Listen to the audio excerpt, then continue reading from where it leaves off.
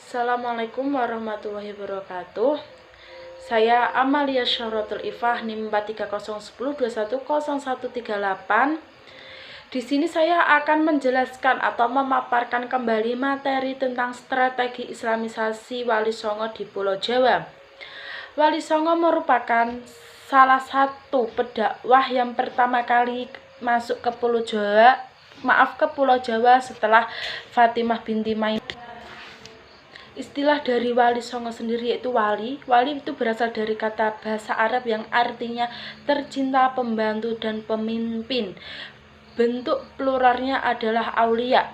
Sedangkan Songo yaitu dari bahasa Jawa yang berarti 9. Dan masyarakat Jawa sering menyebutnya dengan Wali Songo atau yang biasa disebut dengan Wali Sono. Wali Songo sendiri mempunyai arti yaitu sebuah dewan dakwah atau mubalik, organisasi dalam bentuk lembaga dakwah yang berjumlah 9. Yang termasuk tokoh-tokoh Wali Songo yaitu pertama Sunan Gresik. Sunan Gresik merupakan bapaknya dari Wali Songo. Sunan Gresik mempunyai nama asli yaitu Syekh Maulana Malik Ibrahim, berasal dari Turki. Syekh Maulana Malik Ibrahim Syekh Maulana Malik Ibrahim datang ke Pulau Jawa pada tahun 1404 Masehi. Sunan Gresik dikenal dengan masyarakat Gresik dan sebutan kakek bantal. Di Gresik, beliau juga memberikan pengarahan tingkat kehidupan rakyat Gresik sehingga ekonomi masyarakat Gresik semakin naik. Wali Songo kedua yaitu Sunan Ampel yang mempunyai nama asli Raden Rahmat, merupakan anak dari Syekh Maulana Malik Ibrahim dan istrinya bernama Dewi Chandrawulan. Sunan Ampel memulai dakwahnya dengan mendirikan sebuah pesantren di daerah Ampel Denta dekat dengan Surabaya. Selanjutnya Wali Songo yang nomor 3 yaitu Sunan Bonang yang bernama asli Raden Mahdum Ibrahim. Beliau merupakan putra dari Sunan Bonang yang dilahirkan dari seorang ibu yang bernama Nyai Ageng Manila. Sunan Bonang sendiri dikenal sebagai ahli ilmu kalam dan tauhid. Beliau dianggap sebagai pencipta gending pertama dalam rangka mengembangkan ajaran Islam di pesisir utara Jawa Timur. Sunan Bonang dan sunan-sunan lainnya yaitu menyebarkan dakwah dengan menyesuaikan diri dengan corak kebudayaan masyarakat Jawa yang sangat menggemari wayang serta musik gamelan. Mereka memanfaatkan pertunjukan tradisional ini sebagai media dakwah dengan mengganti syair-syair dakwah dengan kalimat-kalimat tauhid, sikap menyembah Allah dan tidak menyekutukannya.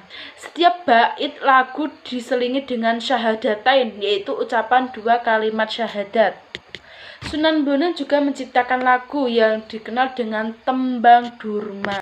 Selanjutnya yaitu Sunan Derajat, atau nama lain Raden Syarifuddin. Beliau mempunyai nama kecil yaitu Raden Qasim. Kemudian dia mendapatkan gelar Raden Syarifuddin. Sunan Derajat diperkirakan lahir pada tahun 1470 Masehi dan beliau merupakan salah satu putra dari Sunan Ampel. Sunan Derajat mengambil tempat dakwah di Desa Derajat, wilayah Kecamatan Paciran, Kabupaten Lamongan. Wali Songo selanjutnya yaitu Sunan Kudus. Sunan Kudus bernama asli adalah Ja'far Shodiq, merupakan keturunan ke-24 dari Nabi Muhammad SAW, sekaligus putra dari Sunan Ngundung. Beliau lahir pada sekitar tahun 1500-an Masehi.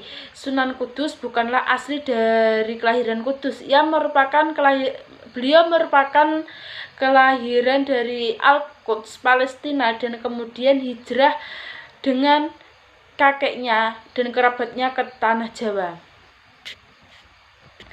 Salah satu peninggalan yang masih dilakukan atau tradisi yang masih dilakukan sampai saat ini yaitu dilarang menyembelih sapi. Bahwasanya masyarakat Kudus mempercayai bahwa hewan sapi adalah hewan yang agung karena masyarakat Kudus, masyarakat Islam Kudus menghargai masyarakat Hindu yang ada di sana. Jadinya masyarakat Kudus mengganti hewan sapi dengan hewan kerbau. Dan sampai saat ini tradisi itu masih berlaku di kota Kudus. Selanjutnya yaitu Sunan Giri. Sunan Giri bernama lain yaitu bernama asli Ainul Yakin, beliau juga Wali Songo. Ia merupakan keturunan dari Maulana Ishak. Beliau lahir di Blambangan tahun 1442 Masehi. Dan nama lain dari Sunan Giri yaitu Raden Paku yang dipanggil oleh penduduk Jawa, di antaranya Prabu Satmata, Sultan Abdul Fattah, dan Joko Sondoro. Wali Songo selanjutnya yaitu yang nomor 7, Sunan Kalijaga. Sunan Kalijaga sendiri memiliki nama asli yaitu Raden Syahid, dan beliau lahir di Tuban pada tahun 1450 Masehi. Sunan Kalijaga juga memiliki nama lain yaitu namanya Sunan Malaya. Sunan Kalijaga dikenal sebagai seorang sunan yang sangat dekat dengan Muslim di Pulau Jawa karena kemampuannya memasukkan pengaruh Islam ke dalam tradisi dan budaya Jawa. Makamnya berada di Kadilangu di Kabupaten Demak. Dalam mendakwakan agama Islam, Sunan Kalijaga menggunakan media yang berupa dengan kebudayaan dan seni, yaitu seni ukir, wayang, gamelan, serta seni suara suluk sebagai sarana dakwahnya. Beliau juga menciptakan lagu dan syair yang juga terkenal sampai sekarang, yaitu Ler Iler dan Gundul-Gundul Pacul. Selanjutnya yaitu Wali Songo selanjutnya yaitu Sunan Muria. Beliau dilahirkan dengan nama Raden Umar Syahid. Menurut beberapa riwayat, dia adalah putra dari Sunan Kalijaga dari pernikahan dengan Dewi Saroh, putri Syekh Maulana Ishak. Nama Sunan Muria sendiri diperkirakan berasal dari nama gunung yang terletak di sebelah utara kota Kudus, Jawa Tengah, tempat Sunan Muria dimakamkan. Sunan Muria wafat pada tahun 1560 Masehi. Yang terakhir yang nomor 9 yaitu Sunan Gunung Jati. Beliau merupakan salah satu sunan yang mempunyai nama atau gelar terpanjang. Beliau mempunyai nama asli yaitu Syarif Hidayatullah Al-Zamkani Al-Husaini Al-Cirbuni Salib Jabal Jati bin Sultan Syarif Malik Abdullah Umdatuddin Al-Azmatkan Al-Husaini. Raden Syarif Hidayatullah sampai di Cirebon pada tahun 1470 Masehi, yang kemudian dengan dukungan Kesultanan Demak dan Raden Walangsungsang atau Pangeran Cakrabuana, ia dinobatkan menjadi Tumenggung Cirebon kedua pada tahun 1479 dengan gelar Maulana Jati. Raden Syarif Hidayatullah mewarisi kecenderungan spiritual dari kakek buyutnya, yaitu Jamaluddin Al-Akbar Al-Husaini, sehingga ketika telah selesai menimba ilmu di pesantren Syekh Datuk Kafi, ia meneruskan pembelajaran agamanya ke Timur Tengah. Babat Cirebon menyebutkan ketika Pangeran Cakrabuana membangun kota Cirebon dan tidak mempunyai pewaris, maka sepulang dari Timur Tengah, Syarif Hidayatullah membangun kota dan menjadi pemimpin perkampungan Muslim yang baru dibentuk. Wali Songo juga mempunyai strategi dakwah. Strategi dakwah salah satunya yaitu pembagian wilayah dakwah.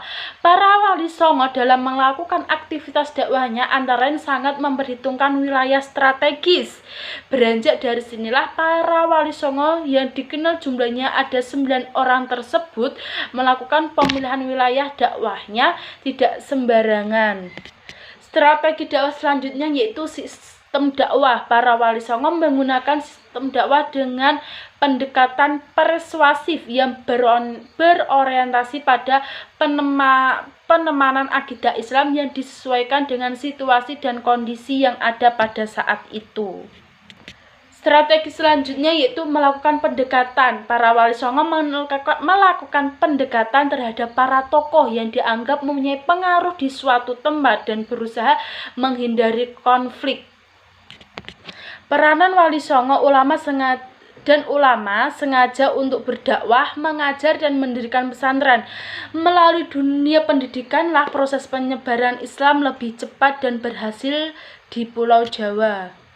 Dan demikian yang bisa saya sampaikan tentang materi dakwah Islam Wali Songo di Pulau Jawa. Apabila ada kata mohon maaf. Assalamualaikum warahmatullahi wabarakatuh.